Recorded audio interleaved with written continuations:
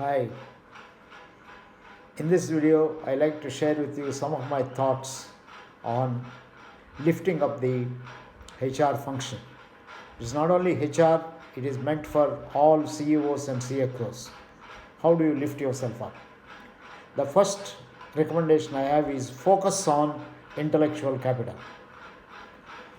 Intellectual capital includes knowledge capital, skills capital, attitude capital, and a whole lot of invisible things that you can acquire which helps you to act and act rightly. When I say intellectual capital, I also want to include with it spiritual capital and value capital, the moral capital. All these are invisible capital. Ultimately, if you have to stand out as a good human being or a good corporation, it is the kind of intellectual capital you have which enhances your market value, enhances your image, and helps you to do a whole lot of things. The same is true with HR function. You must enhance the intellectual capital of HR function by constantly building the invisible capital of all the HR people who work in a corporation. Second advice, think big. Human development at national level is much more important than human resources development, which we talk of. The human development at national level includes the ability of people to live longer, the skill base they have, and the quality of life they continue to have.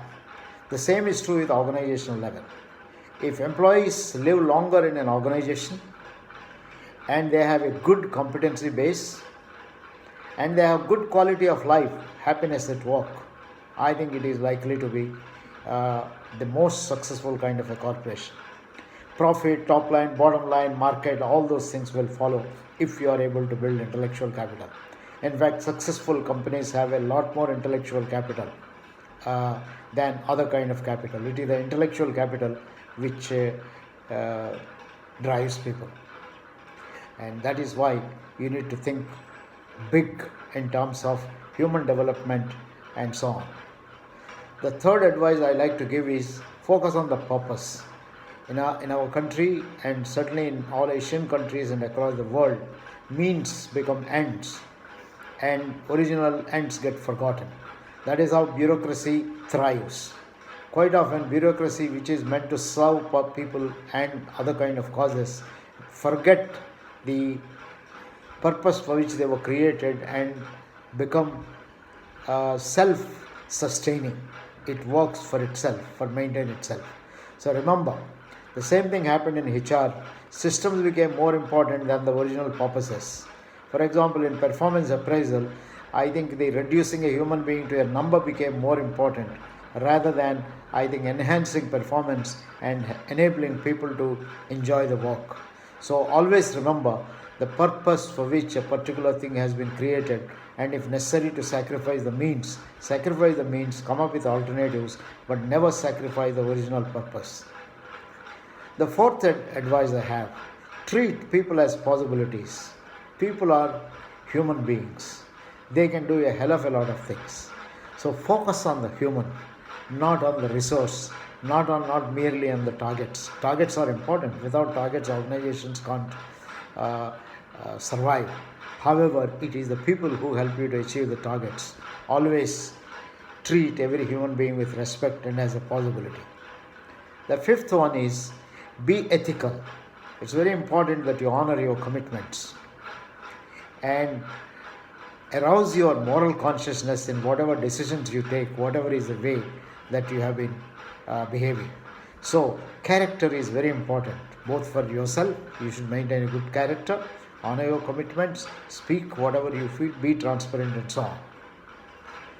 And the sixth one I would recommend is think ahead of your CEO.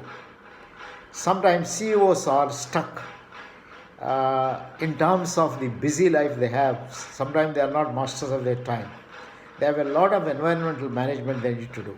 In such times, I think you could, as a HR person, since people are the focus, it is people who make business, you could be in touch with people. You could explore potential customers in other territories that you have not touched yet. You can look at and gain knowledge about various countries.